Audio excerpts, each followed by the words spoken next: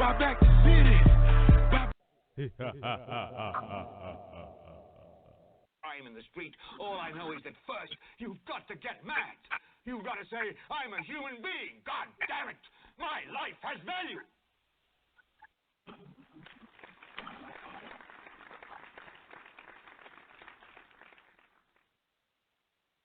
What up, what up? This is In Black America Radio with your host, Rasta B. It's January 20th, 2017, 9:10 p.m.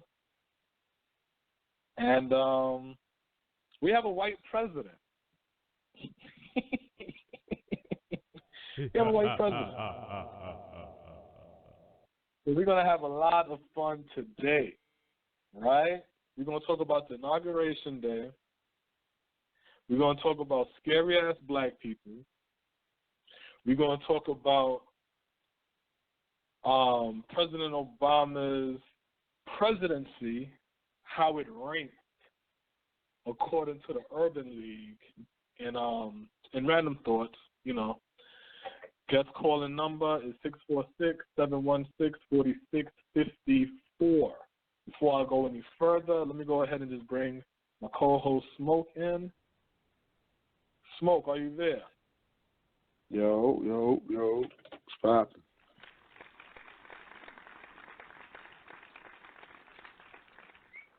So did you have any issues getting back to the house with the Ku Klux Klan blocking the street? No, it's a regular day, man. No white hoods outside, nothing crazy. Nothing crazy. You know, the way shit, you listen to black people, boy, they'll have you thinking that we have black presidents from the beginning. This is the first white president. You know what I'm saying? Like, it's Armageddon Day, man. A lot of people are sad today, man. But I mean, it's here. We got to deal with it. You know what I'm saying? Your boy Trump is in office and shit, so it's official. You know, all of the talk of getting them out of there, it ain't working. No, I was just saying, like, just the talk of, you know, the process of the electoral college, changing the votes to vote for Hillary, and you just heard that talk, and just a whole bunch of different talk of ways of him getting out of the office. A bunch of poo-pooing. A bunch of poo-pooing. Yeah. You know what I'm saying? Crazy. So now, if you listen to In Black America Radio, actually, everyone who listened to the show, right, and the ones who listen to the YouTube page, you know, In Black America Radio on YouTube, they already heard me talking about this. You dig? Wow. They already heard me talking about this. They already heard me say, y'all not even preparing for this dude to win. Y'all just gonna stand on the notion that he's gonna lose. This shit is so crazy, right? I'm gonna tell you one thing that is hilarious though. If you've seen the video when Barack and First Lady Michelle Obama had to, I guess, greet Trump and his woman. Nice. Like, you had to see that. Let me tell you. See, Barack is mixed. He's been around white people his whole life. You dig what I'm saying? Everybody would like to talk about how Barack got into office. Barack got into office because of Michelle. She is the one that solidified him.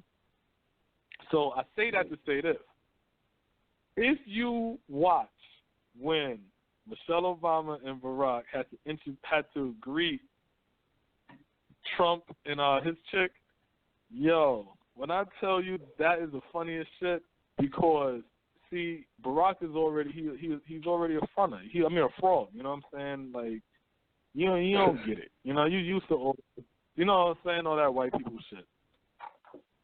Now, Michelle Obama, that's a sister with an A. You know what I'm saying? That's a sister. You know what I'm saying? Like, she from the hood. She know what it is. You dig what I'm saying? Yo, you couldn't. If you real, you see her face, and you looking at her like, she looking like, these motherfuckers here, boy. I can't wait till this shit is over so I can put all this shit down and back to, you know what I'm saying? Like, this is, right. Oh, shit. That's all I'm seeing on her face, yo. It's so funny because now I went to the like the Yahoo page or whatever, you know what I'm saying, whatever the site is that has the different news feeds and shit on it, and they're gonna say awkward moment during Trump's inauguration, showing when Michelle and Barack had to meet with Trump and them. And I knew that because when I seen that shit, I couldn't do nothing but laugh because I was like, yeah, she ain't having it. She ain't having it. She's fronting like a motherfucker trying to keep composure. But you could see it, like, man, I can't wait till the 21st. Like, I can't even. This should be over. You know what I'm saying? Yeah, I want this to be over with an A again. You know what I'm saying? So that was something else. Some things that I noticed, you know what I'm saying, with the whole inauguration. Well, before we get into the inauguration or deep into that, we'll get into the inauguration. Let's fuck it. Then we'll get into scary ass black people, because that's what I really want to talk about. Scary ass black people. So, Lord. Did you watch it? No, I was at work. I didn't get a chance to watch it. Maybe watch it. Yeah, I've seen it. I've seen some of it. You know what I'm saying? Like, because I'm listening when I'm at work. And I'm gonna tell you one thing I like about Donald Trump. Because out of anything else, the man gives short speeches. You know what I'm saying? He don't give no long speeches.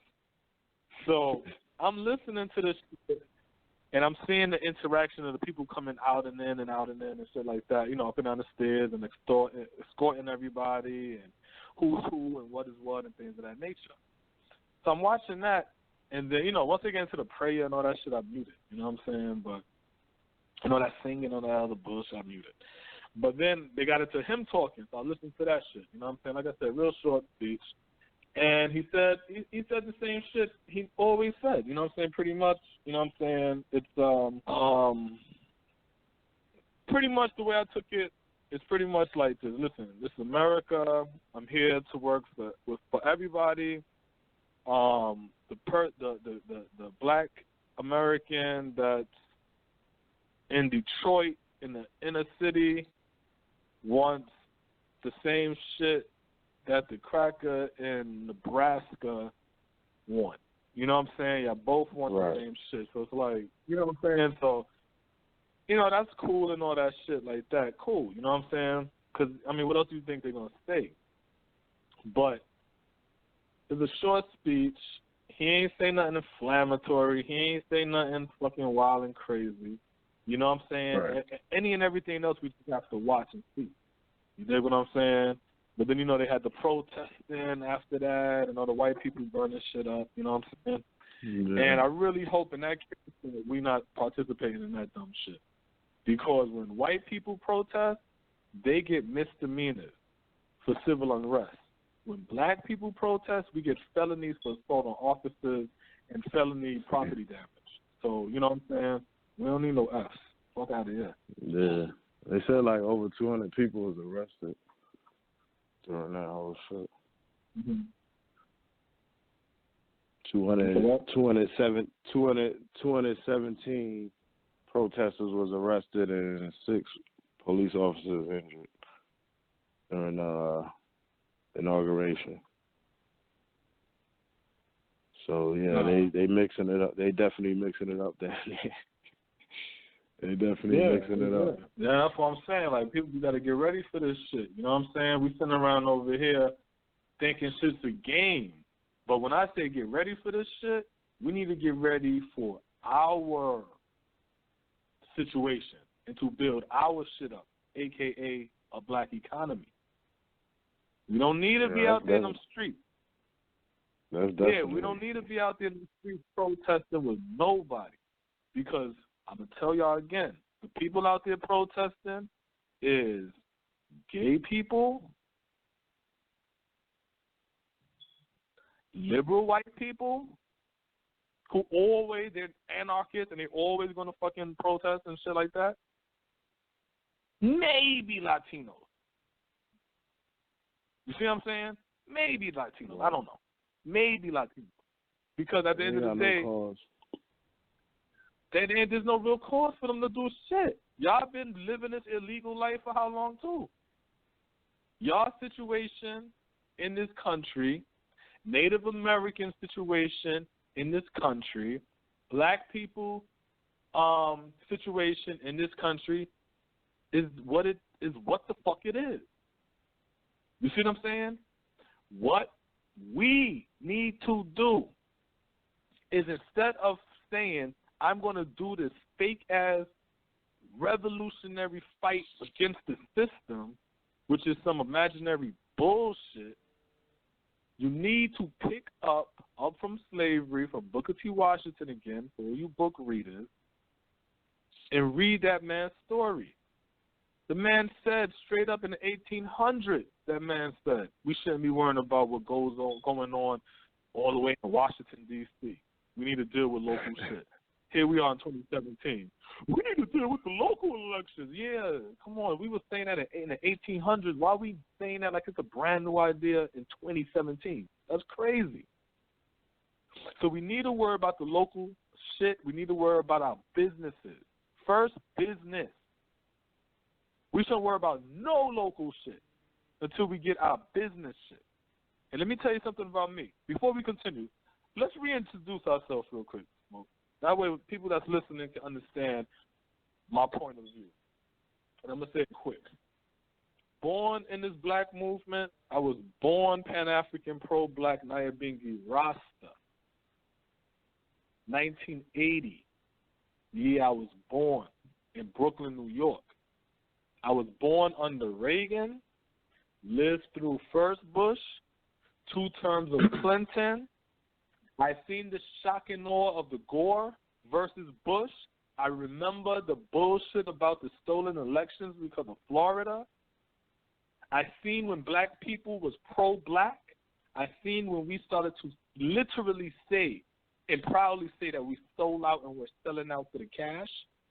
I remember when black people was the handymen, all the shit the Mexicans doing. I remember when Southern blacks was doing that shit. If you lived up north, you had a Southern black man was the handyman and shit like that because the niggas in the South knew how to do all of that shit, was the thinking. I remember when the Southern black man turned into the West Indian black man because the West Indians knew how to do all that carpentry shit. I remember when black people knew their place in this country and knew our fight in this country and knew who the fuck our opposition was in this country. And I remember when we all went to sleep during 9/11, and I remember when we went back to sleep for the 2 years of Barack Obama, and that's why we fell for the trick, and that's why we thought Hillary was going to win instead of Trump. So when I'm saying certain things, I'm basing it off of partial real life, partial historical events, and the pattern going on. So a lot of times, I'm not going to say what everybody thinking. A lot of times I will say some shit that's left field that's going to have you be like, yo, why the fuck would this dude be saying Trump going to win when everything's saying Hillary going to win? Because I be on a different level when I be understanding these shit. So don't criticize or hear me talk and then say, oh, this nigga don't know what he's talking about. Write it on a piece of paper and see if that shit comes true or not. Go ahead, Smoke. Introduce yourself.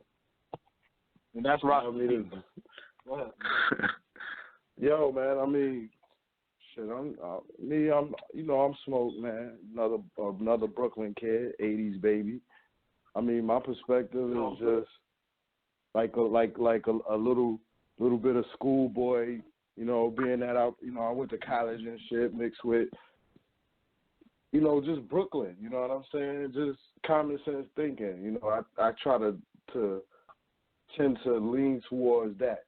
To just like putting 2 and 2 together and just thinking more outside of the box of religion and things like that. Like growing up, I grew up in a, I guess you could say, Christian Baptist background. You know what I'm saying? My mom's was into that, but we never had to actually go to church like that. So for me, I never was exposed to it in, you know, that deeply. I've been to church before and, you know, shit like that, but I never really got into that. So, you know, my thinking is more so just outside of those boxes. I like to just keep it common sense and, you know, just common sense and simple, you know what I'm saying? So that's pretty much my background, you know what I mean? And in terms of how, I guess you could say, like, how it shapes my thought process. So, you know, when you hear me speak, a lot of it comes from that. It ain't necessarily so much picking up a book all the time. Not saying, you know, you definitely want to learn and read because you gotta learn, you know what I'm saying? But I think a lot of times I like to formulate my own thought process, you know what I mean? Because I can remember just being and you know, being a young boy and just asking my moms about, you know, God and, you know, what happens after you die and things like that. And it's like they never would answer my question. You know, it'd always be something like, you know, something, I can't even remember the answers, you know, but they never would answer my question, you know what I'm saying? So for me, it was just like, you know, going to church ain't really telling you the answers, you know, and I can't say I really knew, you know what I'm saying, that thought process wasn't right or whatever, but it just wasn't for me. And then, you know, when I got into my, you know, like 17, 18, when I went to college, and, you know what I'm saying, out in South Carolina, you know what I mean, I started coming across, you know, meeting my homies. That's my homies to this day, you know what I'm saying? And, like, one of my good homies from Philly, he, you know, he was into the Nuwapu shit. So, you know, he'll be spitting his joints. He had, like, Z York scrolls in his crib, you know what I'm saying? But we never really connected on that basis. We connected on the fact that we was just like two city kids being in South Carolina. So, when I would come across things or he would mention things that would spark my interest, you know, I might grab a book. You know what I'm saying? So, like, I can remember reading The Mind by Z York. You know what I'm saying? That was a sharp book. It had, like, you know, traveling to different galaxies and, you know, he was talking about shit like that. But I kind of learned to scrape through all of that early. So,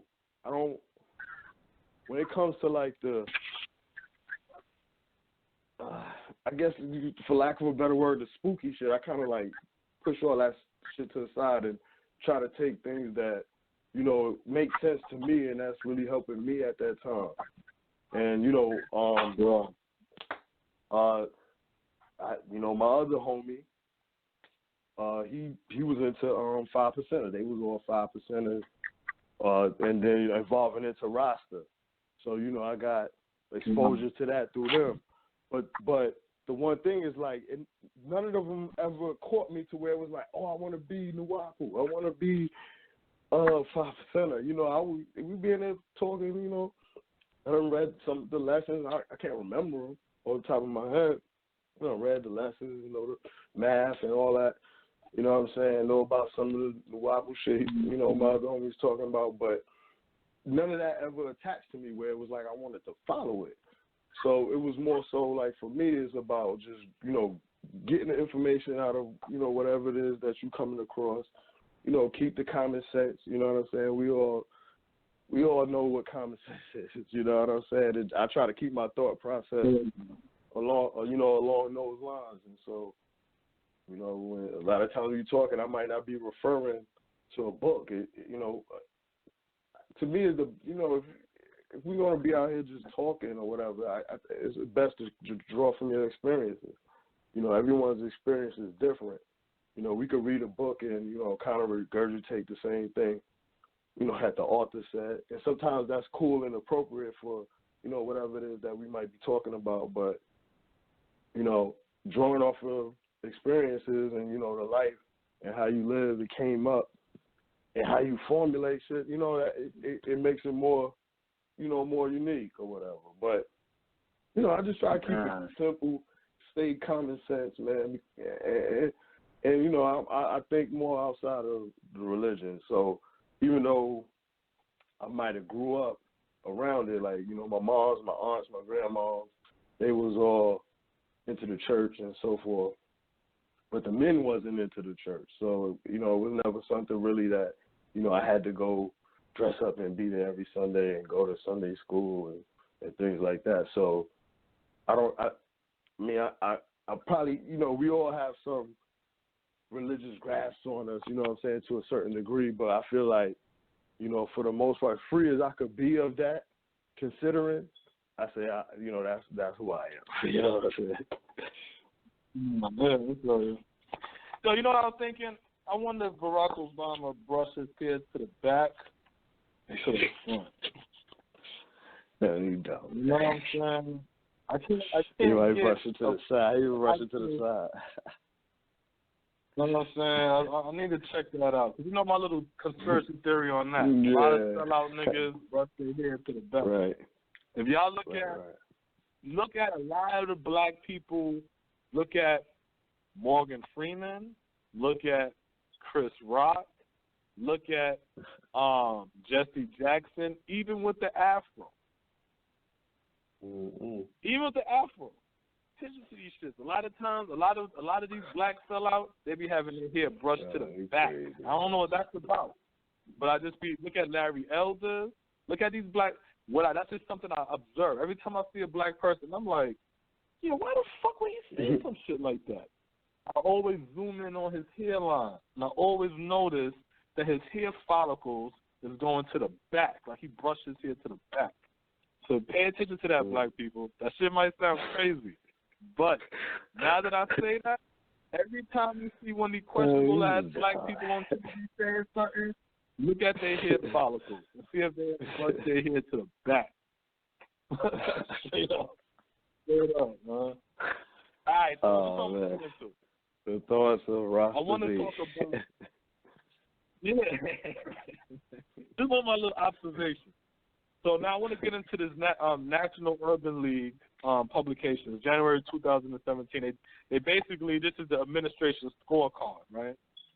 So we're going to see how that works. I'm going to tell you one thing. National Urban League? The National Urban League, yeah. Oh, okay. I think you can go, I think it's nul.org is the website or whatever. So they basically got a scorecard up for them, right? And in my opinion, when you start shit like that, you should keep doing that. So they should have a scorecard for Trump too.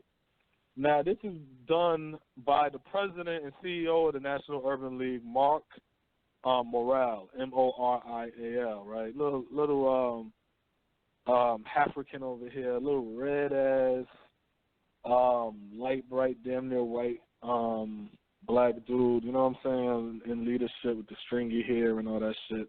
You know what I'm saying? Got a lot of, this black. Because, you know what I'm saying, you're black, but you really a light-skinned, light, bright.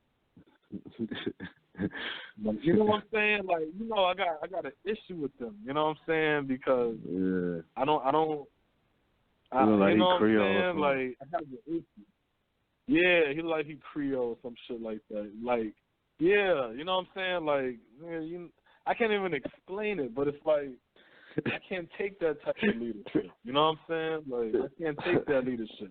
Because I feel like that's the leadership that later on accepted their blackness. Because, again, if I don't see no progress, you know what I'm saying? You can't keep smiling in my face talking about blackness. You know what I'm saying? Like, you the leader. You've been in charge for this long. Well, let me just get to the situation. So they talk about jobs in the economy. So they say economic growth, they rated him superior. In 8 years, America has gone from losing hundreds of thousands of jobs to an unprecedented 80-plus consecutive months of job growth, which is true. Because even on the conservative channels, they even say that they label America at 100%, at full employment. That's what they label it at, full employment. Now, we in the black world, we call bullshit on that, but they don't care about us. It's all about your economy. They're talking about full employment in the white economy. They don't give a fuck about your economy. We have to give a fuck about our economy. And when we give a fuck about our economy and start building our economy, yes, in another 100 years, we should be dealing with what the unemployment rate is, because we are giving jobs to our people again, hiring our people again. Martin Luther King said it is the business class and the people with money's job to employ the poor and make sure and look out for the poor. That's what Martin Luther King said. So when these niggas out here not saying that Martin Luther King say, that's how you know they're pulling wool over your eyes. And we're going to get into the charts that show you how that shit rocks. So they say in January 2009, the black unemployment rate was 12.7% versus whites at 7.1. December 2016, the black rate stands at 7.8% versus the white rate at 4.3%. So they say reduction in African American poverty rate. They label that as excellent because it's a 5-point chart. 5 being superior, 4 excellent, 3 good, 2 fair, and 1 for poor. Right. The poverty rate of African Americans fell faster in 2015 than in any year since 1999. While the poverty rate, let me go back to that. The poverty rate for African Americans fell faster in 2015 than any year since 1999. Let me ask you a question, Smoke. Who was president during 1999?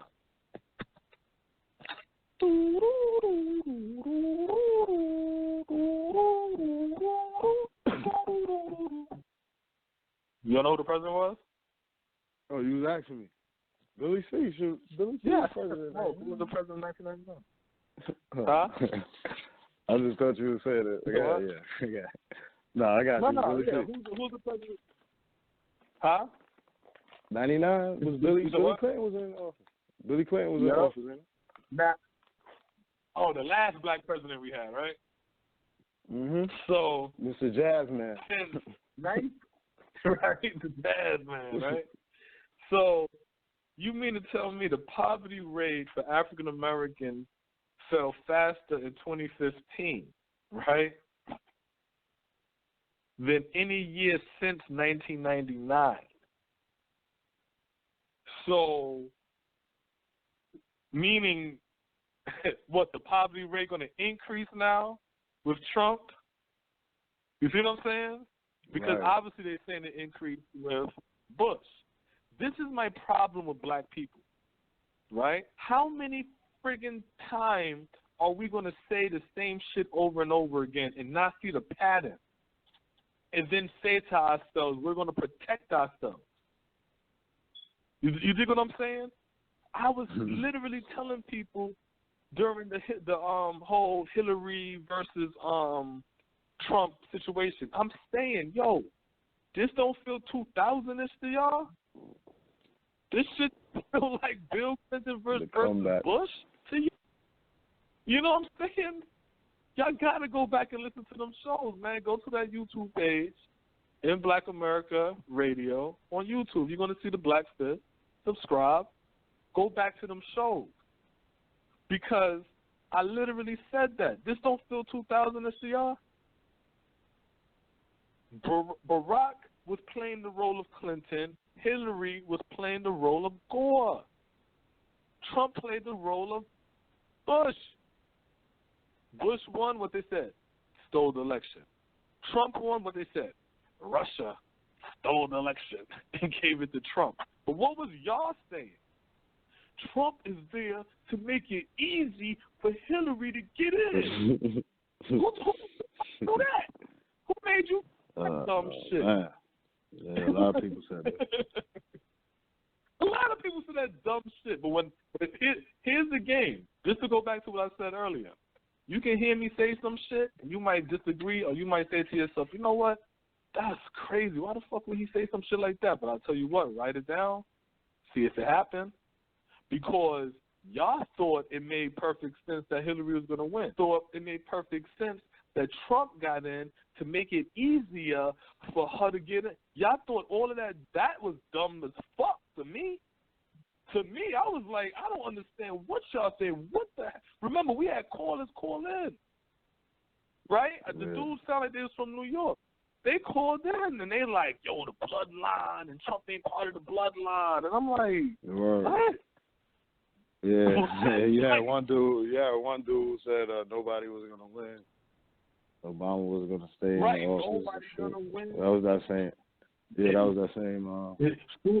Trump get in, they're going to impeach him, and they're going to make Pence and all kind of shit. Y'all say these things and make that shit sound like it sound good. But then when Rasta B, say, no, Trump going to win because there's never been a third-term Democratic president after Lyndon Johnson, motherfuckers look at that shit like, I mean, but things could change. It could be different. Anything could happen. Yeah. But you, some bloodline shit over that. Come on, man. All right, so let me go back. All right, so then it goes, while the poverty rate fell across all racial and ethnic groups this year, it fell 2.1% points for African Americans, resulting in 700,000 fewer African Americans in poverty. African American children also made large gains in 2015, with the poverty rate falling 4.2% points and 400,000 fewer children in poverty. In the first effort in 40 years to bring Labor Department regulations on overtime in line with inflation, Barack Obama doubled the salary at which hourly workers must be paid extra for overtime from $23,660 to $47,476, which I definitely agree with that measure right there. But again, African American children being in poverty, black people being in poverty, all of that has something to do with not having an economy. That's what that has to do with. Not having a fucking economy. That have nothing to do with jobs. Because guess what? The poverty rate for African Americans fell faster in 2015 than any year since 1999. The 1999 is Bill Clinton. So what you mean? Every time you only going to do good? What are we in Jamaica? Is this the JLP? You know what I'm saying? The People Party and the fucking Labor Party? Is this what's going on in America? Where the Democrats is in office, we eating and we good, and then when the Republicans are fucking office, we starving and we dying? Man, this is fucking retarded, man. They got Superior for support for youth and mature workers. So they have, since 2011, President Obama's administration has provided vital support to transform the National Urban League Education and Employment Program for out-of-school youth, for a demonstration program began under the previous administration. Right. President Obama administration had provided vital support to transform the National Urban League's Education and Employment Program for out-of-school youth from a demonstration program begun under the previous administration to a signature program for court-involved youth and young adults aged 14 to 24 known as the Urban Youth Empowerment Program, meaning that this program that the National Urban League created started under Bush, a Republican, and then under President Obama administration, they pushed it from a demonstration program to a larger program, which is why black people is stupid as hell to diss Steve Harvey going to see Trump and Jim Brown with American Can going to see Trump and all these other people going to see Trump because guess what? They're going there to do what all of these other guys do, put their bid in for programs to help in the community. So even if it starts small as a demonstration program, once a Democrat come into office, you can now get inside there and get more funding for your program. Jim Brown have a program. I'm pretty sure his program obviously is not funded by the public. Y'all not donating to his program. So it gets funded and money that's allocated to black people, and he's getting his portion of that to do what he's doing. Instead of complaining, create a fucking program where you can get the monies allocated to you to help your people. People who cannot get these programs, you need to start to figure out ways to get money and generate money. There's a lot of money out here. You do not sit on the sideline, watch money, and then say, why I can't get none of that money? No, you figure out a way to get that money to curve in your direction. Straight up. This is a capitalistic society. Stand your ass out there in a hot day selling water if you have to. But you cannot, no more, 2017, white president, no more this homo shit, no more this effeminization shit. You got to stand up as a black man. No more begging. No more crying. No more whining. None of that shit. Get out the tight pants. Let your balls breathe. You're a black man. You're not a male. You're not a black male. That should be offensive. How you feel about that, Smoke, when people call you a black male? A black male? I mean, male is just like... Yeah. I mean, I can't explain it, but it's just like some old... It's like a boy type shit. You know what I'm saying? Like, yeah. You're a man. Like, they don't want to call you... Look, they could call you a boy, but they don't want to call you a man. So they'll call you a male. A male, yeah. It's like, you're a sucker. You just here. You just existing, man. Mm-hmm. You ain't doing nothing productive. You're just out here. You know what I'm saying? That's what a fucking... You're a gender. You're just a dick. That's it. Yeah. Just because you was born for dick. We ain't call you a man. We're not going to give you the man title. We're not going to give you that. But because you born with a dick, we're going to call you a male. We can't call you a boy, because that's too disrespectful. That's blatant disrespect. We can't do that, so we're going to call you a male. Every time I be hearing that shit, I be like, damn, every time I hear it, it shit makes me cringe. It's like when I hear older black women call themselves girl. And I'm like, oh, why you don't call yourself a woman? You know what I'm saying? Why you call yourself a girl? So we go back to jobs and economy. They gave them a fair under economic development of urban centers. They said the Obama administration did not advance a comprehensive urban policy to strategically target federal resources to address urban economic distress, which is most often reflected in inequality in employment, income, wealth, housing, and most other measures of social well-being. Now we get into the blacks, obviously. But that's listed under the failures part of the jobs and economy section. Yeah, that's part of his failures. Even though he got a fair rating, it's one of his failures. Now, fear is because they ain't want to put should have just put pork. You got to put pork. Yeah, exactly. I was just about to say, just put pork there, you know? Yeah. You could have just said pork. You can't say you didn't do something, but we're going to give you a fair. No, he didn't do it. So then it's pork. That's it. I know. But this I'm juicing the final score. It's like I'm juicing the final score. That's basically all that is and shit. Like that's an extra point. I'm gonna tell you what's crazy under this chart. I'm gonna tell you what's crazy.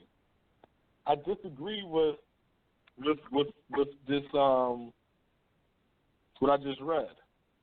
I'm gonna read it again. The Obama administration did not advance a comprehensive urban policy to strategically target federal resources, blah, blah, blah. It ain't the Obama administration's job to advance a comprehensive urban policy. It's for us to develop a comprehensive urban policy that strategically targets federal resources.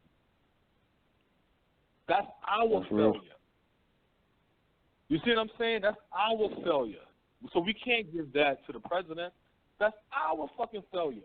Because we're supposed to come. Think about the Mexicans. No, let's go to the gays first.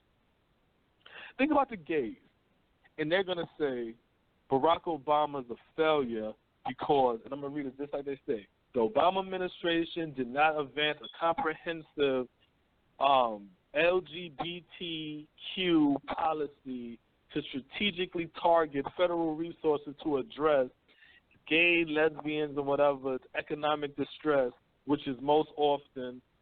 That don't make sense. Why would the Obama administration advance your agenda? You have to come with the fucking agenda. And that's one of our biggest problems. We keep saying what they're not going to do, but we're not saying what we're going to do for them to do it. The end. Yeah. Here's my comprehensive plan. No, them gays went out there and said, this what we want. This what we want, and this what we want. And they went out there and they did that. And when Barack didn't do that, they went out there marching and protesting and sashaying and shit, and them, you know what I'm saying, forcing his hand again until he started to do that shit. They didn't ask him to create something for them. The Latinos now. The Latinos is not running around screaming, Barack, why are you not targeting the Latino community and creating a policy that's going to better our conditions? They're not saying that. They're saying amnesty. Amnesty for the, and they got the number, the 1 point whatever million illegal immigrants, and we got the dreamers, and we was born here. We was born in Mexico, but we came here as babies, and we don't know that country, and we went to school, and we want to go to college, and all kind of shit. They're asking the Obama administration to create something for them. You see what I'm saying? That's one of our that's our failure. Yeah, you gotta. And the sad part bring it to the table. The sad part about it, I would hate for my sons to turn 20, get in their 20s or something like that, and then they're telling me, "Yo, Dad, you know what? I think what we need to do is come up with our own comprehensive plan to present to the." And I'm like, "What? Really? It took 20 years. I'm not 70, but I'm 50-something years old or whatever. That's crazy. That's crazy." Oh, gee. Well, go ahead, son. Nah, I mean, I forget what I was going to say, but to in fairness, opportunity. No, I was just gonna say, like, also in there though, they allude to the National Urban League. They allude to them having the American Recovery and Reinvestment Act that they were saying that they try to push to Obama, and I guess he didn't, advocate for it to get passed or whatever. So that act was supposed to. Yeah, in fairness to them, that's what they were saying. Like, they had the National Urban League and the Congressional Black Caucus. They had the initial American Recovery and Reinvestment Act. They called it the stimulus, but it said that was set of targeted initiatives aimed at urban communities hit hardest by the Great Recession. And so they were saying that in 2011, the president introduced the American Jobs Act. And so they were trying to get that, I guess, those initiatives put into that act, but he didn't, he didn't advocate for it. So that's what the National Urban League is saying that they have. Yeah, but they also going to say that president. Oh yeah. No, I was going to say, but to your point, we have to have we have to have a plan of action to do anything. You know what I'm saying? Whether we present it to somebody, the president, or presenting it to ourselves to get to get done. You know, we have to have a plan of action and an agenda. It's like, we can't get anywhere without an agenda. We got to know what we need to get done. We can't. Where the hell are we going to go without an agenda? That's like going into the damn grocery store. You ain't got no list. You're just walking around aimlessly, just dropping shit inside your damn cart. You know what I'm saying? Like, right. You need something, a guideline, something. You got to make sure you don't miss nothing. Let's figure out, like I said, the number one thing we need is an economy. So once you understand we need an economy, you say to yourself like that. Like, again, I'm not talking to no fucking consumer about no damn economy. I'm not talking to consumers. I'm talking to the business people. Once you talk to the business people, you say to yourself, all right, what red tape are you experiencing? You know what I'm saying? Could we have to reintroduce ourselves to each other again?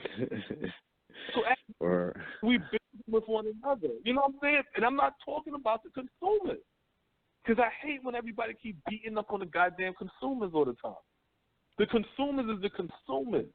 I don't expect them to know what to do with their money. I don't expect them to want to save. I don't expect them to want to be fiscal responsible or anything. I expect them to do what they do. Work, get money, and spend money. That's what I expect them to do.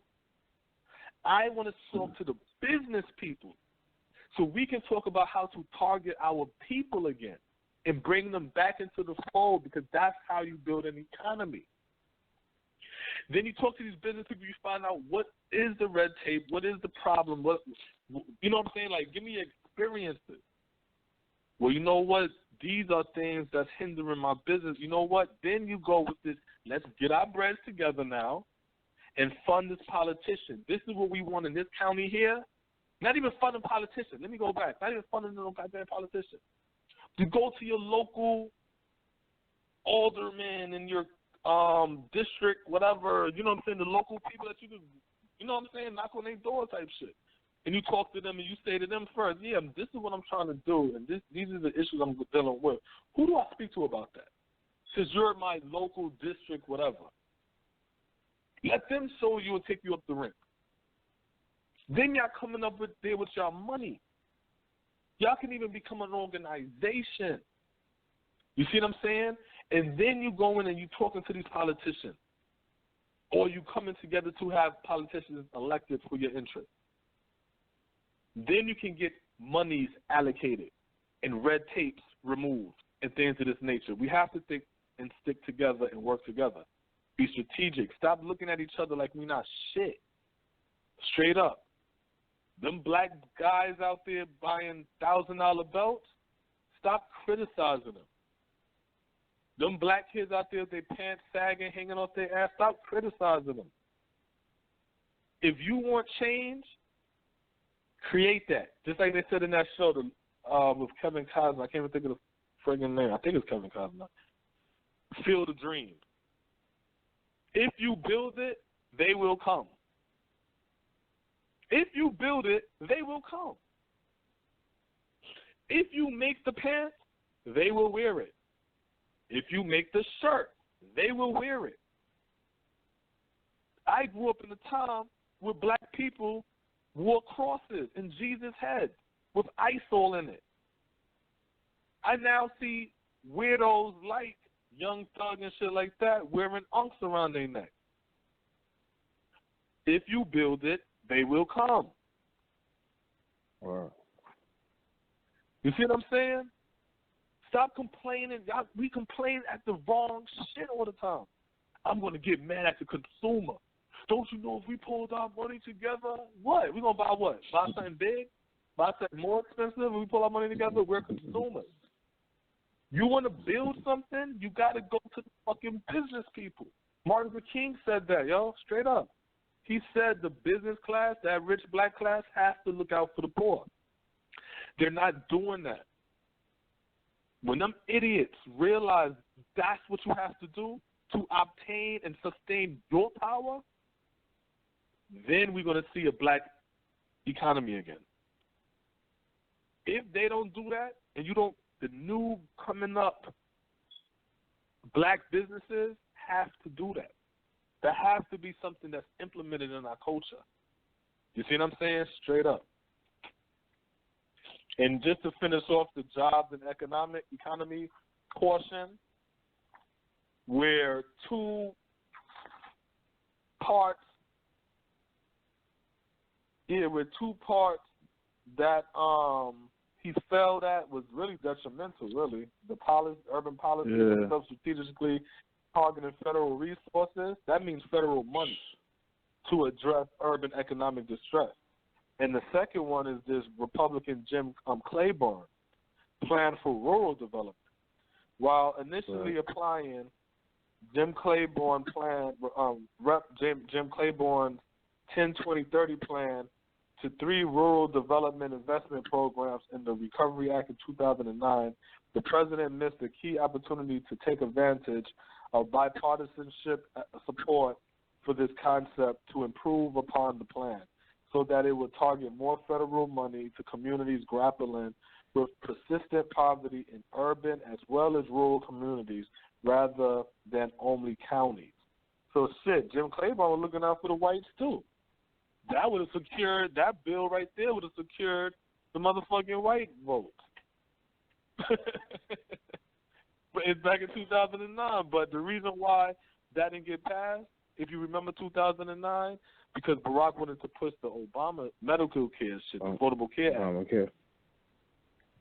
They had a full Democratic Party. I mean, they had the same shit Trump got. With the seats is all Republican and Trump's a Republican. Barack had the same shit. The whole House was Democrat and he was a Democrat. The bickering was because he wanted to pass the affordable health care shit. That's why nothing else got passed in the first two years. Nobody remember that shit. Then came, once it finally got passed, then came the 2 years later, the elections for your Senate and stuff like that. Then the Republicans took office and held on. You see what I'm saying? Everybody keeps saying, "Oh, Barack, he didn't have a full." Yes, he did. The first 2 years, he did. Just like the first 2 years Trump has it. Straight up. I won't be surprised if the Republicans don't lose their seat. You know what I'm saying? In 2 more years. Just like, it's the same fucking pattern. They do the same shit back and forth all the time. A little tug of war. All the time. Yeah, it's the same fucking game over and over. So now we got civil rights, judicial, and executive appointment. So he got superior for protection of civil rights, appointments of the first and second African-American U.S. Attorney Generals, which is Loretta Lynch and, what's my man name? Eric Holder. Diversifying the federal bench and cabinet. So Obama had made 62 lifetime appointments of African Americans to serve on the federal bench. This includes 9 African American circuit court judges. It also includes the appointment of 53 African American district court judges, including 26 African American women appointed to the federal court, which is more African American women appointed by any president in the history. So that's cool. I just wish we had an economy, straight up. That's cool, though. But shit, with all these damn black women and black men and stuff like that, and inside the district court systems, shit, niggas need to be goddamn going to trial all the time, and if they blow trial, file appeals, and with that, with that many damn black judges, shit, you might roll the dice, get you a black judge that's like, oh, this some bullshit. Nah, this man get his sentence reduced or whatever. I don't know. Just talking shit. Relationships with the civil rights community is superior. President Obama and his team established an ongoing direct relationship and dialogue with leaders of the African American civil rights community and often consulted these groups on public policy. Really? I didn't know that. I'm going to have to look into that because, yeah, I'm going to have to look into that one. I don't believe that one. Yeah, I got to look into that one. Restoration of the Voting Rights Act. The administration, they put good for that one. The administration filed lawsuits against Texas and North Carolina to invalidate voter suppression laws passed by those states. We do believe the president and the administration should have deployed the power and prestige of the bully pulpit to speak more forcefully against voter suppression. Yeah, but he wasn't going to do that shit. And they go appointing an African American to the U.S. Supreme Court. Poor.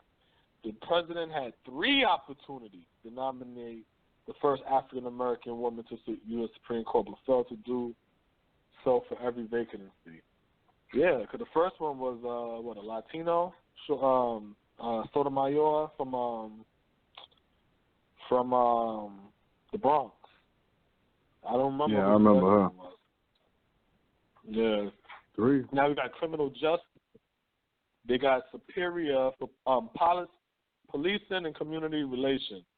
They got Superior. The Department of Justice Civil Rights Division respond to the calls of urban communities by launching investigation into police departments following the shooting of unarmed. What? How the fuck you get Superior? Let me read this again. Policing and community relations. He gets Superior.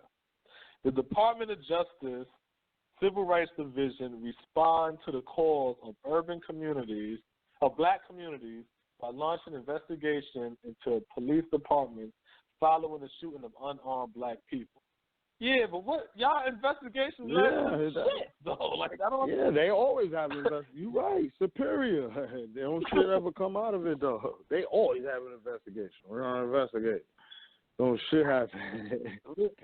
All right. Maybe there's more to this shit. Let me see. All they Justice talking Department about is also the actual act of investigating. That's it. Yeah, that's what we're doing. An A for acting on some shit that's part of your job description, which is investigating shit. Right?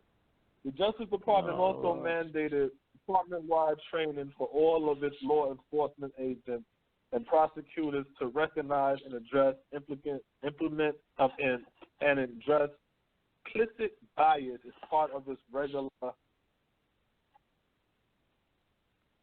training curricula. Since taking office, the administration has worked to enhance fairness and efficiency at many levels of the criminal justice system, including President signing the Fair Sentencing Act, the Department of Justice launching the Smart on Crime Initiative, and the creation of the Task Force on 21st Century Policing. I'm going to call bullshit on that. I don't see how the fuck that's superior. You know what I'm saying? You got the Department of Justice is just investigating shit, but they all came out with the police having no wrongdoing. The Justice Department mandating, like always, the Justice Department telling the police that they have to go through training and sensitive training and community shit and we're in camp.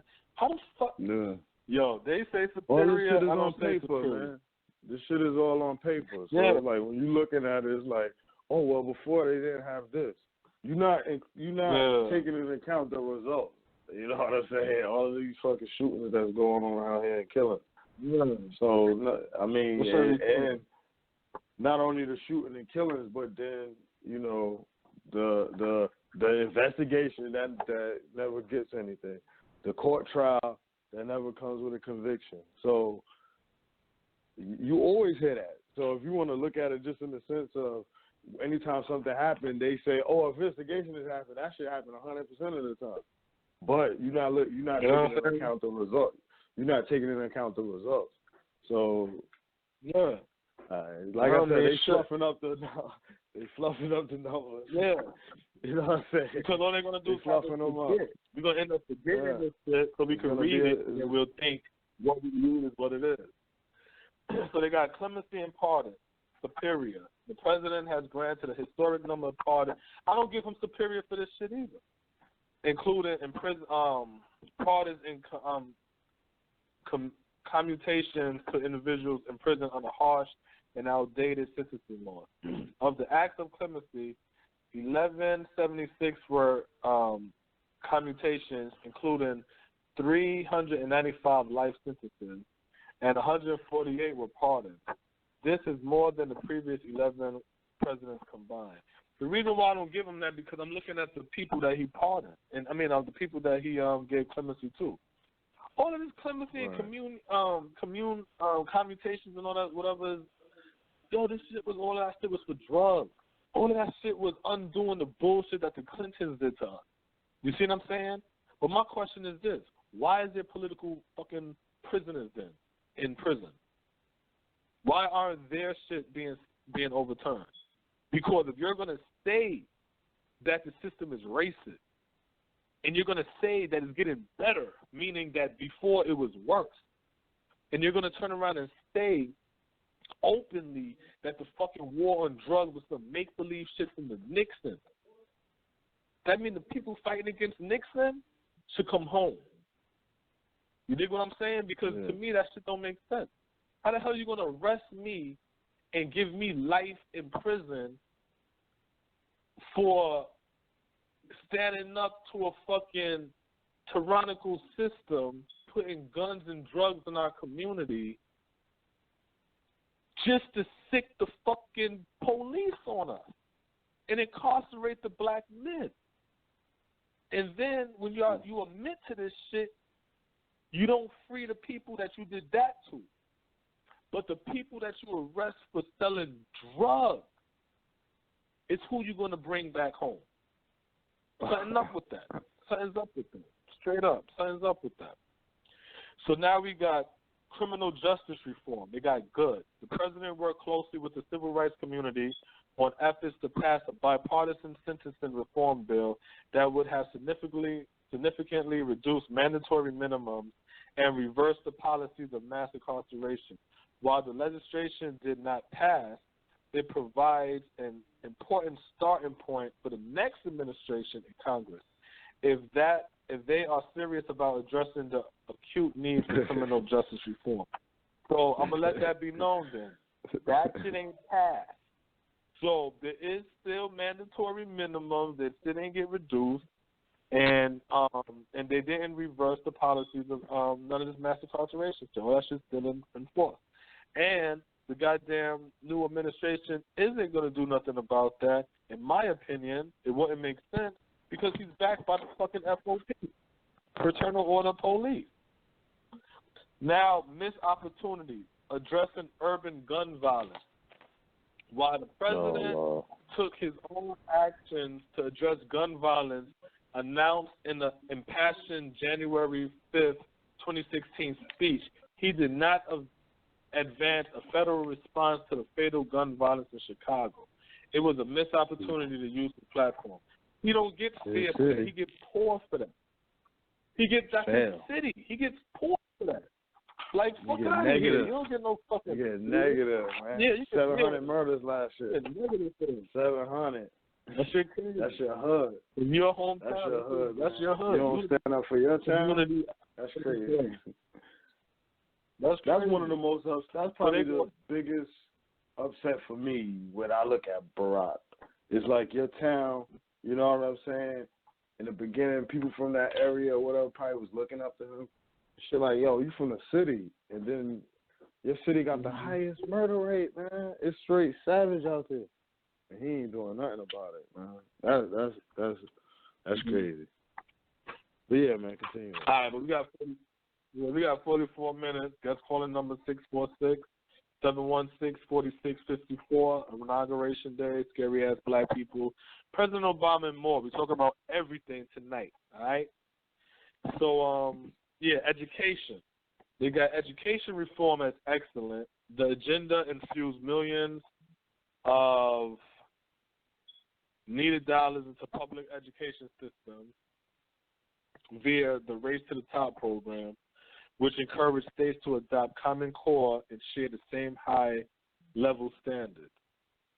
They go, this focus drove high school graduate rates to their highest level to 83.2%, which include increasing graduation rates for African American students from 66.1% in 2009 to 85% in 2016.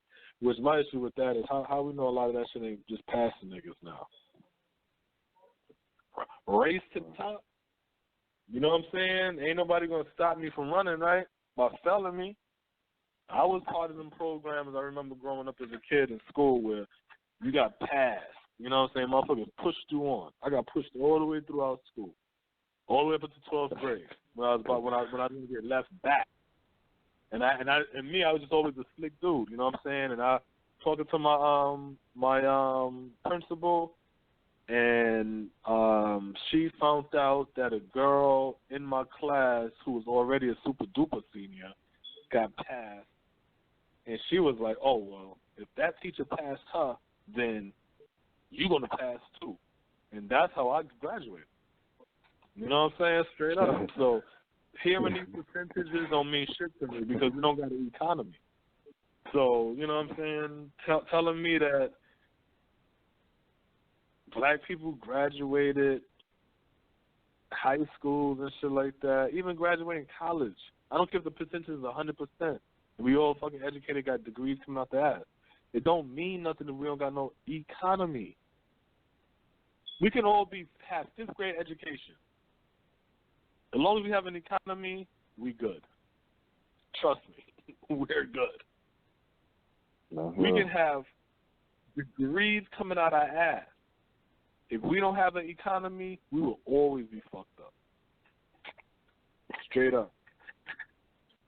Investment in Pell Grant scholarships to total Pell funding. He got excellent investments in equity and students' rights.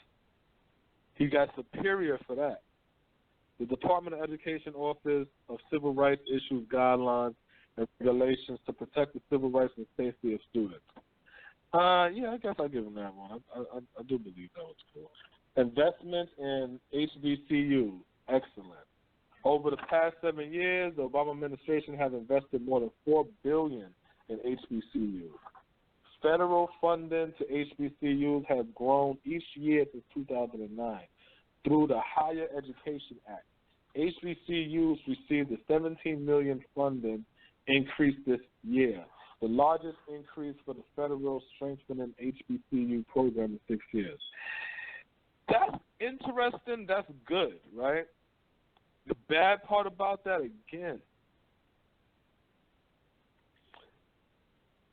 you ain't put no money into the development of urban communities, but you put the money into the HBCU, essentially saying that, you know what I'm saying, those that can make it out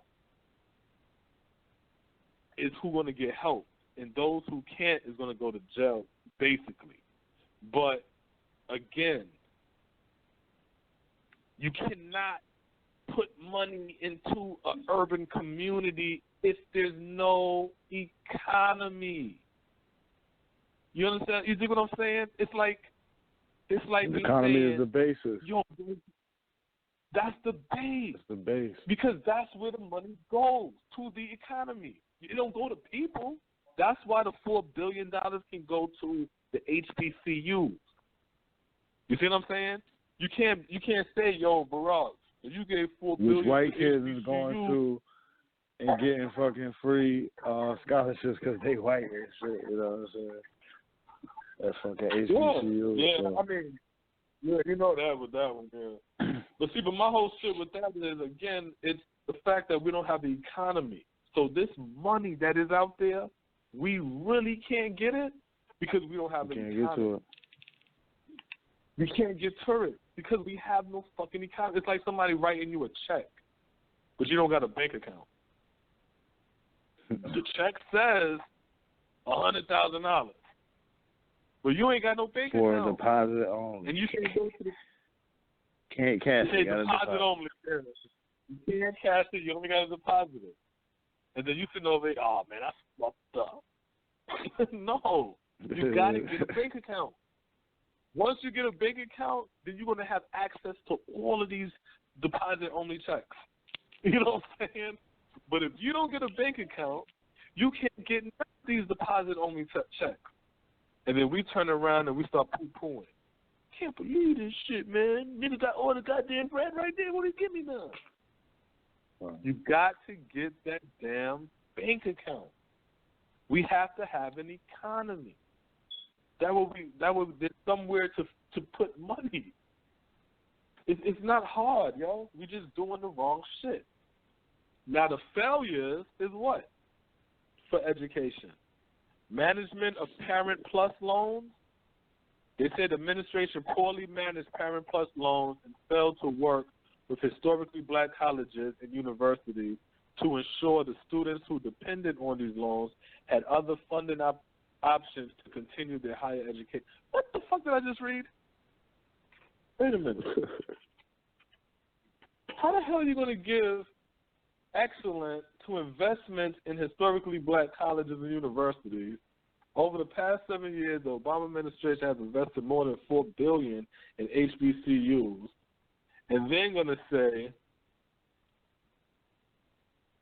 that the administration poorly managed Parent Plus loans and failed to work with historically black colleges to ensure the students who depended on these loans had other funding options to continue their higher education. That shit don't make no sense. So you're giving the fucking $4 billion and then you're screwing them over on the end? And once again, they give them a fair instead of a poor. This should be poor in the investment historically in historically black colleges and universities. That should be good. That should be a 3. Good. Because he did invest in it. But poor because we can't get the bread. Fuck out of here. And that's just really like with the student loan system, keeping that shit in play. They don't want you to have but so many damn funding options for school. If you can't pay that shit straight out of cash, they want you to get those student loans, you know what I'm saying? So that's how the government get their bread back, is those student loans. And now you have students that's still paying for student loans there, and they 10 and 15 years out of school. So they're not going to have a lot of funding options for you in there. You can either pay it out or you get a scholarship. Everything else is you're on your own. And most of the time you're going to sign those. You're going to sign those student loans to get, you know what I'm saying? So, yeah, they ain't going to try to diversify that. But you know how you change that? Economy. Yeah. Because when you have an economy, the business, it all goes back to that. Because when you have an economy, the business community can put up funding. Where if you don't want to go with the student loan route and their interest, you can now come and get a loan from the bank, the black-owned bank. You can now get scholarships from these black institutions that are giving scholarships to these black kids so they can go to college. Or we develop our own. Well, no. What else I'm talking about? I said a bank. Boom. There you go right there. Take a loan out at a black bank. Yeah. Right? Everybody get what they need. Yeah. There you go. Everybody get what they need. Make that shit flexible. Yep. Missed opportunities, expansion of a higher education agenda. The administration missed opportunities to drive a more expansive higher education agenda that creates a holistic approach to college access, affordability, and completion for both traditional and non-traditional students. I don't even know what the hell that means. You know, I don't know about the whole college. I ain't never been to that. I don't even know what the hell that means. Like, what the hell is holistic approach to college access? Whatever. Support for youth program managed. Okay, now this is interesting. Support for youth programs managed by black organizations. While the administration opened the door for the participation of black organizations in Department of Justice youth mentoring program for the first time, its efforts in this regard could have and should have been more aggressive and assertive given the challenges of violence and poverty among American youth, but this is black youth. That's why I don't trust these mulattoes, man, and these light bright, damn near whites in leadership, because they don't put that stink on it. You know what I'm saying? They like to pussyfoot around when they talk. So when you're reading this stuff, you really don't even feel like it's impacting you. You know what I'm saying? It's fluff. It just seems like it's fluffy. You know what I'm saying? Okay, so they got for health care, passing the Affordable Health Care Act. They got excellence for that. Rollout of the Affordable Health Care Act, they said, was bullshit. And funding community health workers and health navigators, they said it's bullshit. They said with the Affordable Care Act, the administration missed an opportunity to pursue a more aggressive strategy to increase funding to community health workers and health navigators, therefore improving health quality at a faster rate. They got housing and small business. He has Superior for insurance for a first-time home buyer tax credit. I agree with that. He definitely he got high regards for that one. But he needed to get us back into the homes. You know what I'm saying? And that's not even a shot. That's an opportunity. The crackers done played their game, right? Fucked over the shit. Got their money. Fucked everybody over, right? Black and white alike. We need y'all in the homes, because the homes, when you paying your home and mortgage, portions of that bread goes to the school, transportation, services and things of that nature. The government ain't trying to pay all of that. Housing, consulting service, and financial reform, they got excellent. That's dealing with the refinancing and basically how to get the houses and shit. Growth in numbers of minority-owned small business. The number of black small business increased from 1.9 million to 2.6 million between 2007 and 2012. This is important because black small business owners are more likely to hire blacks than other employees. I hope so, because that's not what black people be saying in the street. And a lot of that is women. A lot of that's women. Yeah, a lot of that's women who got a lot of these small businesses and things of that nature. Housing and small business, we got a fair for rate of foreclosure and underwater homes in communities of color. Black people were more likely to foreclose on their homes than any other race. Black people accounted for approximately 80% of the foreclosures that occurring during the crisis. A 2014 study illustrates that the top 5 cities for underwater homes were in the cities where at least 80% or more of the residents were people of color. The black home ownership rate had declined from nearly 50% a decade ago to around 40%. The decline represented an extreme loss of wealth that has been accumulated over a 40-year period. Wait a minute. So you mean to tell me in 10 years we lost 10% of our wealth that was accumulated over 40 years?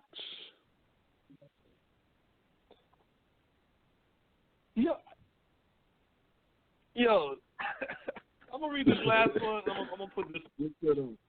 Because I'm like, if you really understand what the situation black people are in this country, it's fucking, if you wasn't black, it'd be comical. I always say, America. And that's 8 years under Obama. 8 of those 10 years in a decade. I said to people that if America was a television show, it would be the funniest shit on TV. If the things happening was not happening to us, black people. If you was another race, you have to laugh at this shit. You have to laugh at this shit. You know what I'm saying? It's that fucking ridiculous. In 10 years, because of the foreclosure, we lost 10% that took 40 years to accumulate.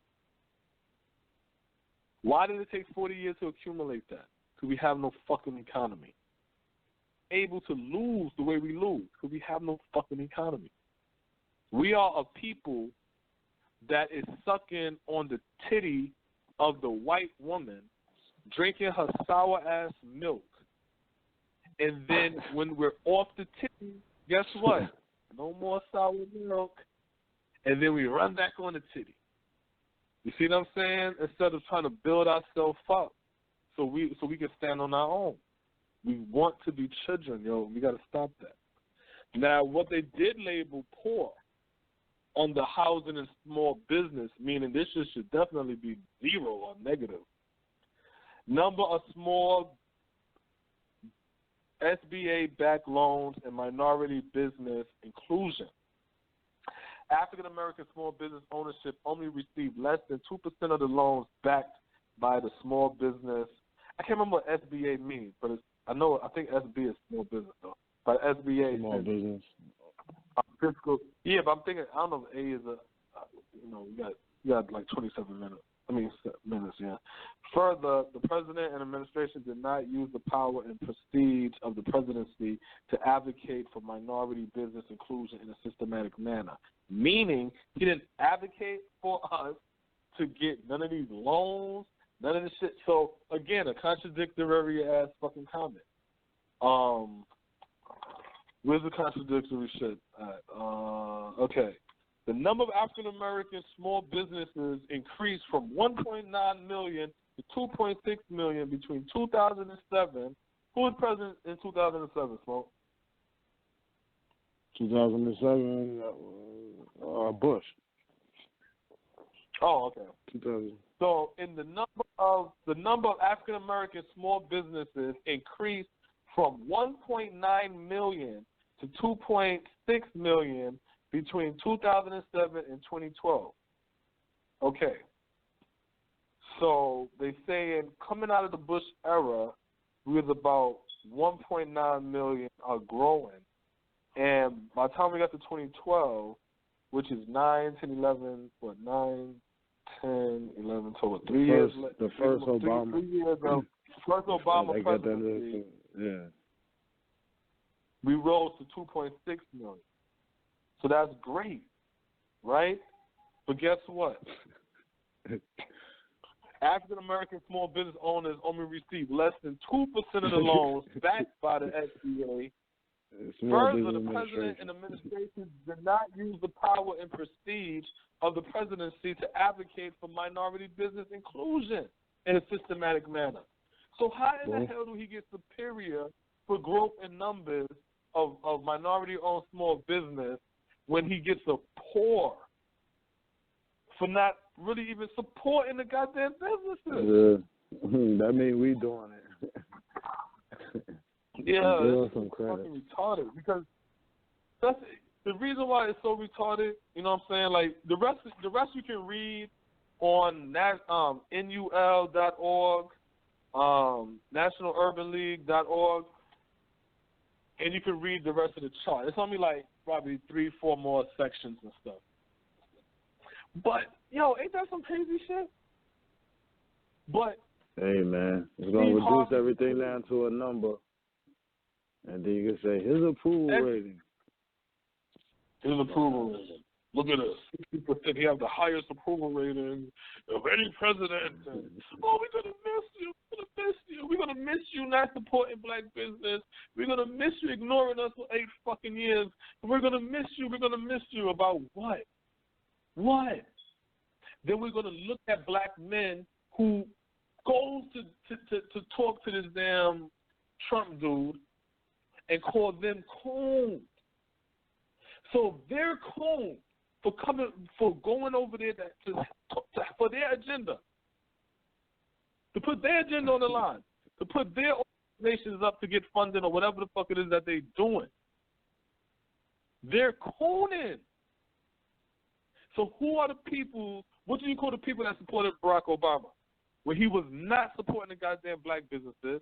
When he would give $4 billion to the fucking HBCUs, but then don't Don't allow them to have any other fucking ways of getting bread. It's like, come on, man. On one end, I'm going to do one shit, but then the second end, I'm going to fuck you over. That's crazy. That's crazy. You know what I'm saying? Like I said, we have a lot of shit we got to do ourselves, but at the same time, we got to stop looking for people to glorify and rise up, straight up. Go ahead, Swan. Your boy Obama, man. It's over. And so, I mean, it's just like you see within the, you know, just within that, you know, the administrative scorecard, a lot of issues where you break things down into where it was missed opportunities or failures. There was quite a few black issues in those missed opportunities and failures. So, overall, as a community, we want to tout him, you know, as the great president, you know what I'm saying, the black president, and, you know, the salutes, and everyone's doing their farewells. But when you dig within it, you know what I'm saying, even just looking at this scorecard, you know what I'm saying, which is really just scratching the surface on things, you know what I'm saying? Yeah. You see that it's a lot of agendas in there that would have directly affected black people that, not that he failed to do, he overlooked them. Like, in a few of those sections, like, where he's just was like, all right, he's not addressing it. So it's like, yo, let's just be smart, man. Let's be smart, man. You know, we got Trump in now. We need to focus in on getting the economy, because at the end of the day, all of the issues that we present, you know, today and in past episodes, a lot of those things we can resolve through black economy, black economics. Now let's talk about since we already got rid of this alleged coons, right? The niggas that's standing up, right? I'm gonna talk about this Michael Eric Dyson that he had on the breakfast, because of a little comment he made. He's talking to Charlemagne, and Charlemagne is gonna ask him basically, what should we do with Trump being president? Listen to this. The world. I ain't mad at people trying to get money now as a consequence of what Dr. King did, because Dr. King was fighting economic injustice. Never forget that he went to Memphis, Tennessee to side with garbage workers in Memphis, Tennessee. So this man understood economic inequality and the necessity for black people to get theirs, but don't pretend as if your pocket's on swole, you the best person in the world. If that's the case, Donald Trump would be the greatest man in the world. But he ain't. What do we do for the next 4 years? Do we turn our back and try to ignore it, or how do, as African American and black people, how do we attack the situation? We do what we've always done when we ain't been in power, and that's been most of the time. Don't act like. See, we acting like Obama was the regular. No, that was the commercial. That wasn't the program. Right. We acting like we don't know what that is. We have been out of power forever. Right. So what do? We do what we always do. We go to church. We pray to God. We go to the temple. We go to the synagogue. We have a spiritual practice. We understand not to fall for the okie doke. We don't allow our most esteemed and valued entertainers to represent us if they're doing stupid stuff. We speak out against that. Look, we can even be critical of our president who's in office now. Even though he's going out, we're going to miss him for real. But he wasn't perfect. And the inability of black people to even conjure a useful criticism of Obama is problematic. Because then if I was Trump, I'd be going like, look, you had a brother in there for 8 years and ain't said nothing. Don't say Nathan to me. That's Michael Eric. I found it interesting when the question came up, what should we do in the next 4 years? Should we turn our back? What should we do? And the comment is, do what we always did when we didn't have power. Go to church, pray, go to your synagogue, your mosque, your spiritual system. That's why I speak out against all that God shit. That's why I'm always like that. That's why I'm always like, man, get rid of that stupid shit, yo. Get rid of all that dumb shit, yo. Because I feel like that's us checking out of reality. You know what I'm saying? That's us, just like Michael Eric Dyson said. What do? We do what we always did when we didn't have power. We go to our church, we pray. You see what I'm saying? And it's like, come on. I didn't hear him once say build an economy. I didn't hear him once say, and it's not just him, it's a lot of these black so-called intellectuals. They don't talk about... My thing about him in that interview was like, he pointed out coons and, you know, like celebrities, you know, cooning for Trump, so to speak, you know what I'm saying, and so forth. And then turned around and made that statement of, you know, that you just played in regards to, you know, go to church, you know, for lack of a better word. Played the clip. But that's really, you know, that's kind of like, that's the, you know, keep your head down mentality, don't start no trouble mentality. No. If somebody presented that to you, if you turn on a conscious video or whatever, they're going to call that person a coon. You know, look at him, look at a coon. He's scared to fight the white man, fight or whatever. You know what I'm saying? They're going to call that person a coon. Even with that, we got to stop that whole mentality of thinking that we fighting anybody. You see what I'm saying? Because the whole fight, this is a capitalistic society. The whole fight it literally deals with economy. When you find out, what do you hear some of the stories about the black men that was hung and lynched in the South? The majority of them was black business owners. You ever heard that? Yeah, you always know that. Smoke. You heard that don't before? get the best of the best. Yeah. No, it's not about the best of the best. If I kill all the black or the business owners, I destroy their economy. Yeah. Think about that. I destroy their the whole shit is about economy. When they go into another country and they flood that country with all their American shit and American products, that's to fuck up their economy. That's what all of this shit is about, economy. The whole fucking game is about economy. And somehow we think we're going to win this game without an economy. That's why we keep talking stupid. You ain't in the game. You're not in the game. No, we in the game. We ain't got no choice to be in the game. We just ain't playing it correctly. No. The Civil War. That's the economy. That's the economy. Look, it's like you playing. It's like you shooting dice, but everybody keeps skipping, giving you the dice, but you always paying out. But you gotta put you're up. losing. You know what I'm saying? You gotta you gotta keep putting money up. If you don't have a roll and shit, you only roll once in a while. You don't roll all the time like everybody else. You know what I'm saying? And you think that's how the game goes. No, that's not how the game goes. You know what I'm saying? And that's the sad part. We don't get it. That's why we keep saying this dumb shit. Pull your pants up. If we all get married and shit, and if we believe in God and all this shit, like, none of that shit mean nothing. You need a fucking economy. What did it... Huh? I said that fitting into that narrative. That's all. Yeah, that's silly-ass narrative. Black Wall Street. Economy. Rosewood. Economy. The Civil War, like I said, that shit was economy. If you read the stories when the North came down to the South and what they destroyed, you're going to hear that they fucked up their rail system. So they can't transport goods. And you know what I'm saying? Everything is to fuck up the economy. When you watch 13, what did they say after the Civil War? The crackers started to relock up these black men for vagrancy laws. In Jamaica, they had the shit where if you ain't had no shoes, you could get locked up.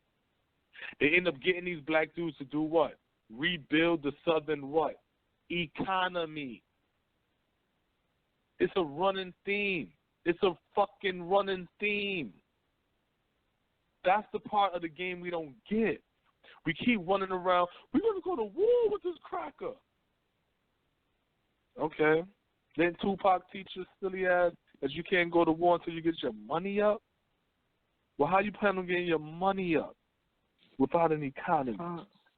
You going to work for the white man and hope he give you a raise so you go to war with him? Yeah, ahead, I need to buy me some guns. I need a raise. I need a raise, sir, because I want to kill you and your family, but I don't make enough. Okay, I get an increase, sir. Fuck out of here, man. Economics, man.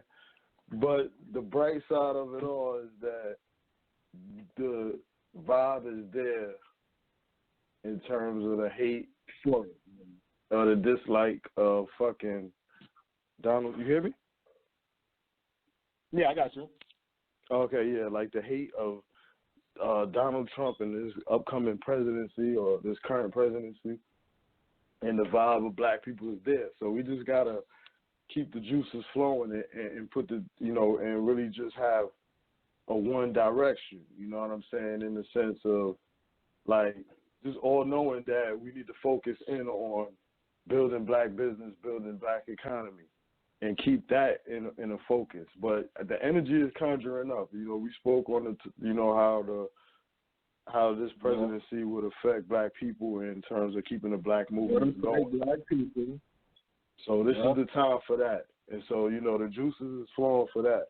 And so, you know, we just want to continue seeing people move and think in the direction, because, you know, thinking back to the inauguration and how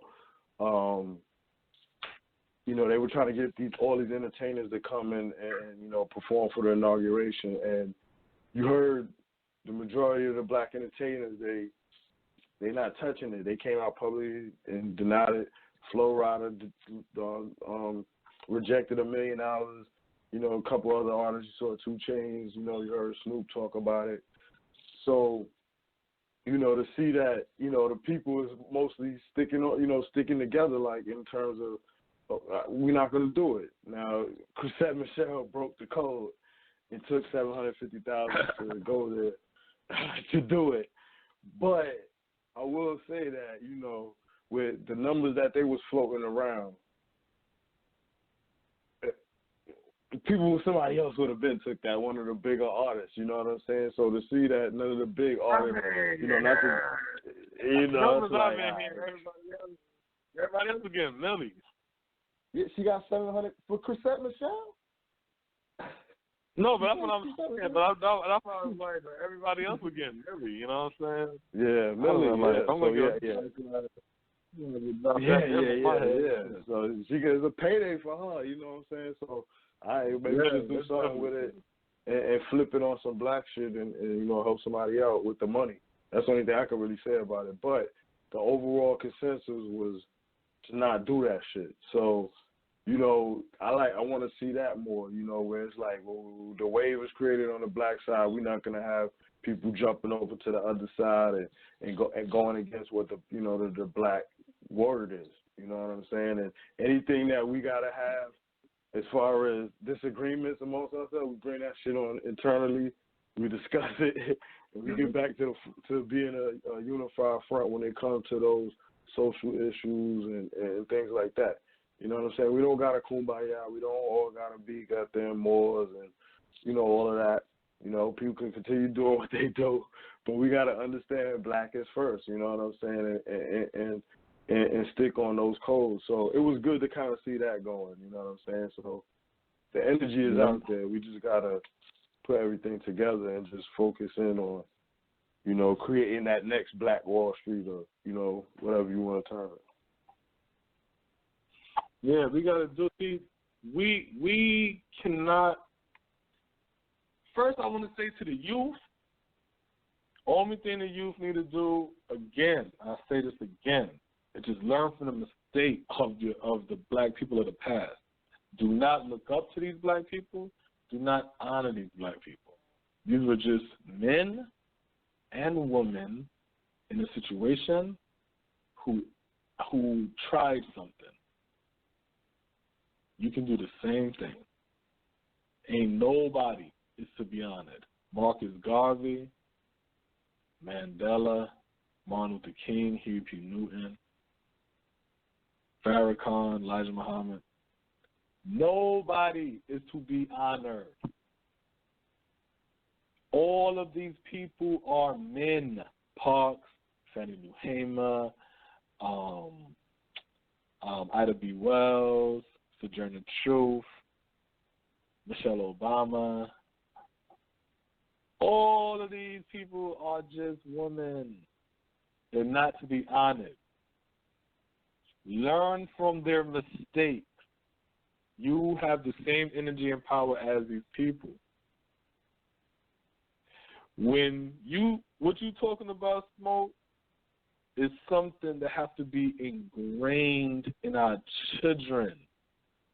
They have to be pumped in their heads, always reminded of who they are. That's why I don't like that Hebrew more and all that other bullshit.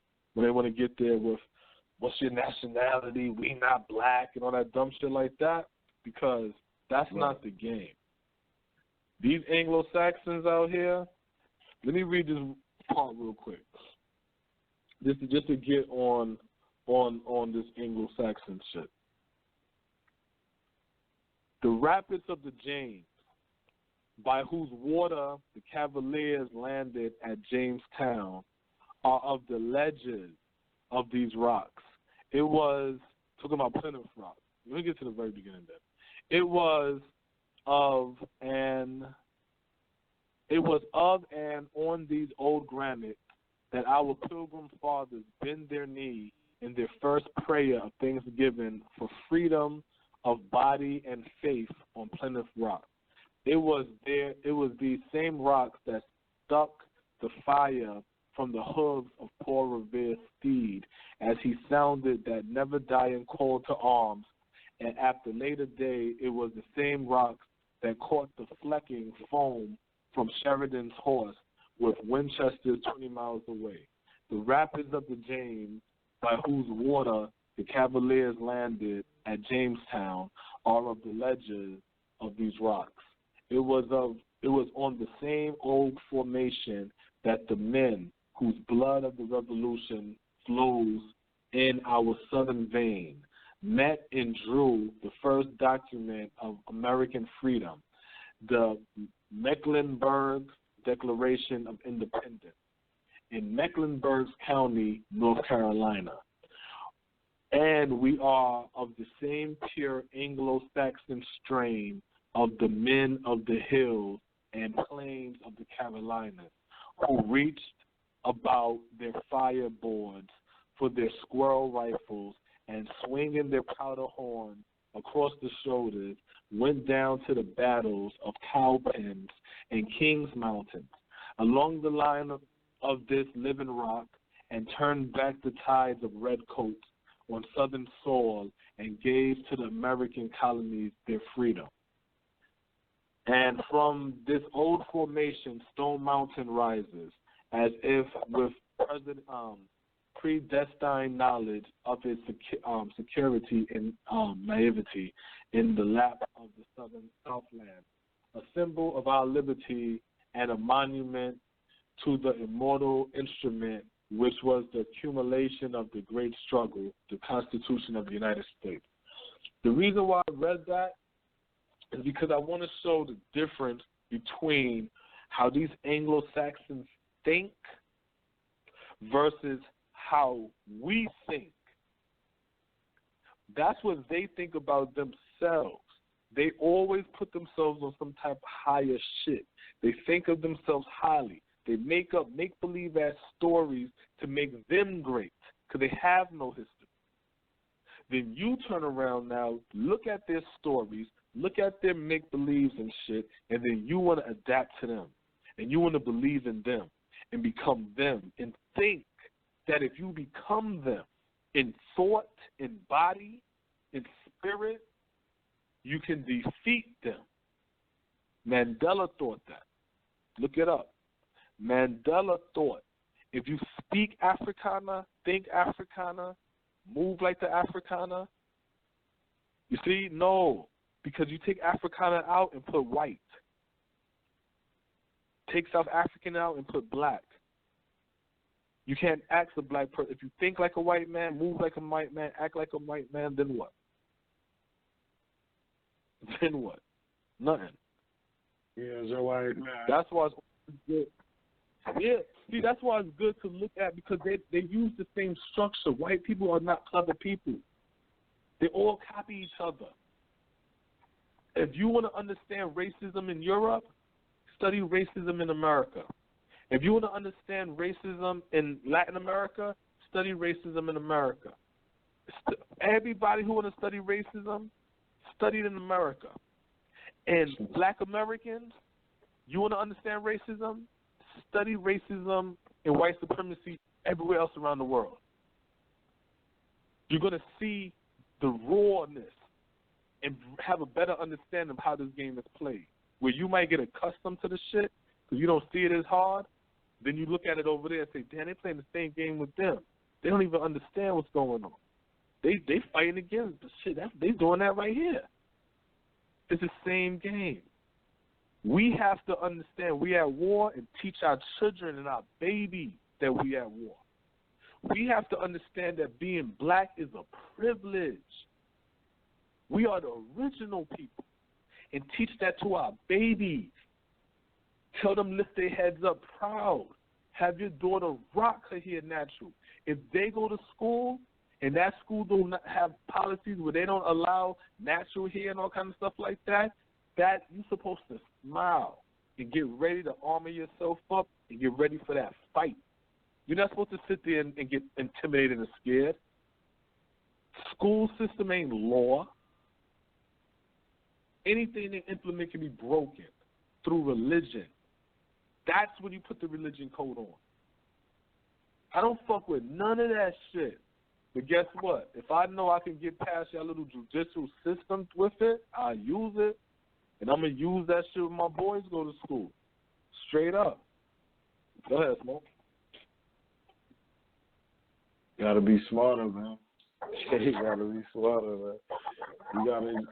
You gotta use what the tools that we got, man, to better ourselves. But it just comes with sitting back, taking a look at things and researching. Like when you spoke on the religious thing, the religious clip. That's how I got my son into school without having all of his immunizations and shit like that, man. So it's just about being smarter, man. It's just something we got to change the thought processes out here, man. Yeah, but the honor is what I'm speaking on of who you are as a black person, who you are as a black man, who you are as a black woman, who you are as black children.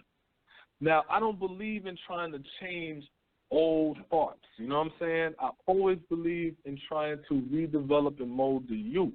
You see what I'm saying? So I feel like the change that we're looking for is them babies over there that you're cursing out and them babies over there that you're neglecting and ignoring and shit like that. That's the future. Most definitely. And you're disrespecting the future and you're ignoring the future. You're giving the future beer. You got the future outside in the cold and shit while you out in the street. You dropping your future off to another girl while you going to see another girl. You know what I'm saying? Like, you're the one fucking up the future. So you don't wait until the future get older and then turn around and say, oh, well, you know what? Y'all little niggas need to really get y'all shit together, you know what I'm saying? Because it's hard out here. No. You were supposed to develop and mold me, but you neglected. So now this is the future. We got to stop neglecting our future. We got to start building, creating, molding, crafting our future. Take this shit serious. You see what I'm saying? We got to stop blaming the motherfucking consumers. You see what I'm saying? Think about that, Smoke. Are you going to go and complain and go to the strip clubs and complain at the black woman shaking their ass and shit because they're not living themselves up to the true honor of a black queen? It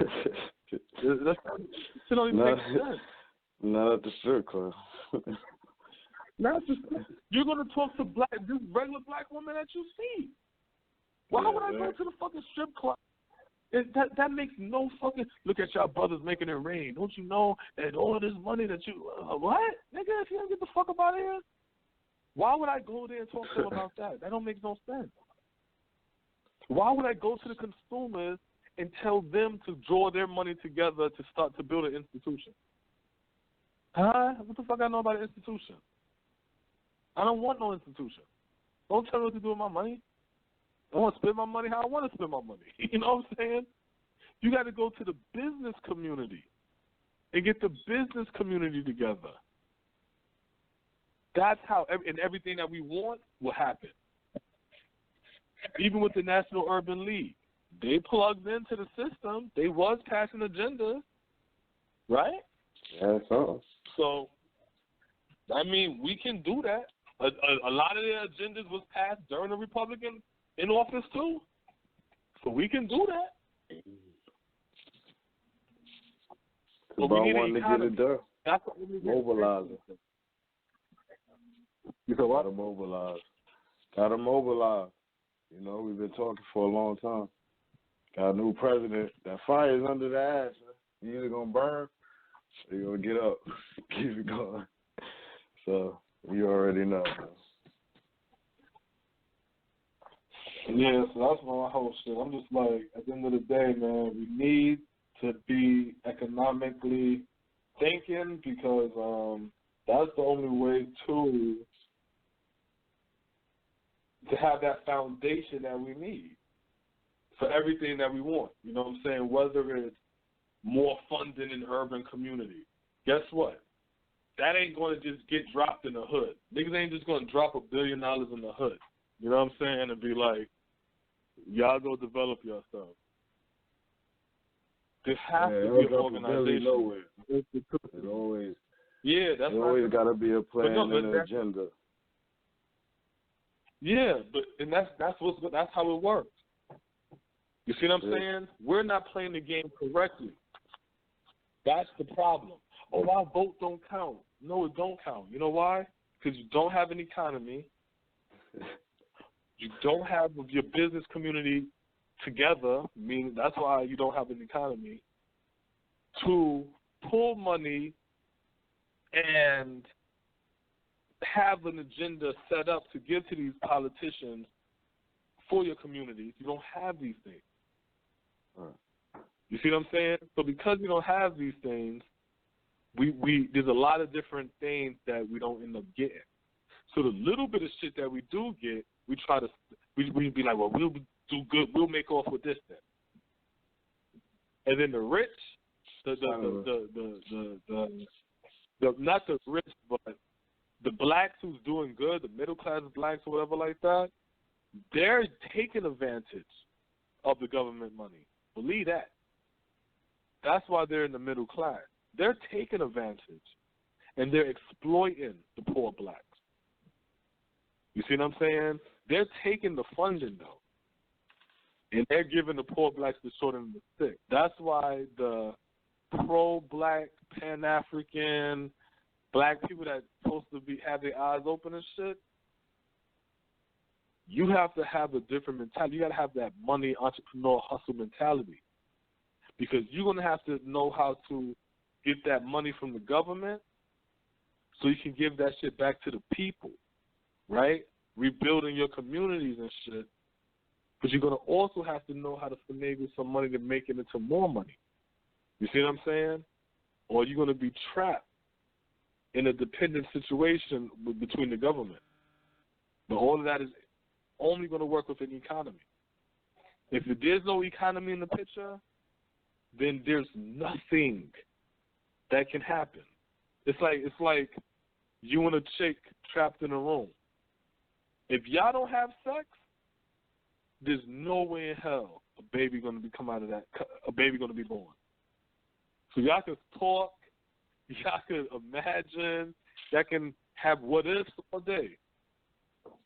But if you don't have sex, you're not going to have that baby. You see what I'm saying? So it's like that's how the economy is. It don't matter what we say. It don't matter how long we march.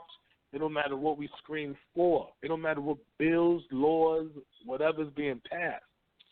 If we don't have an economy, that net to catch that money, it ain't gonna go to us. That's why a lot of times they keep screaming people of color and all kind of shit. They let a lot of that money get out. Now you got the Chinese and everybody else, and white women taking the bread, while we sitting around getting 2% of some shit that we're the face of. So, you know, we got to change that shit. Same old game. Yeah. But, shit, man, I guess we'll go ahead and shut down today. We got a white president now, so, you know, at least the good thing about Trump presidency. My code came too. But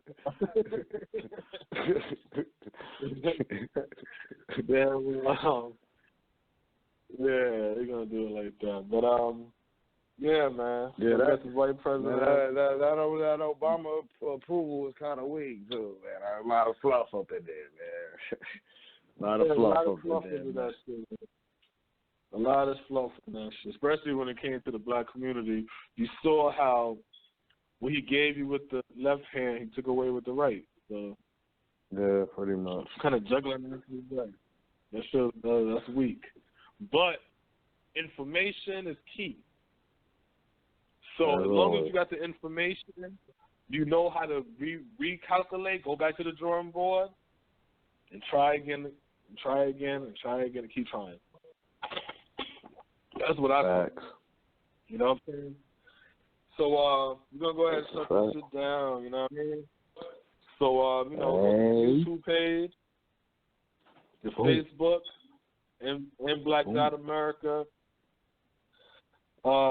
Twitter, in Black America 7, YouTube, in Black America Radio, and till tomorrow, you know what I'm saying? Tomorrow I want to build on that. Well, this is going to be a show tomorrow regardless, because I have some shit to talk about.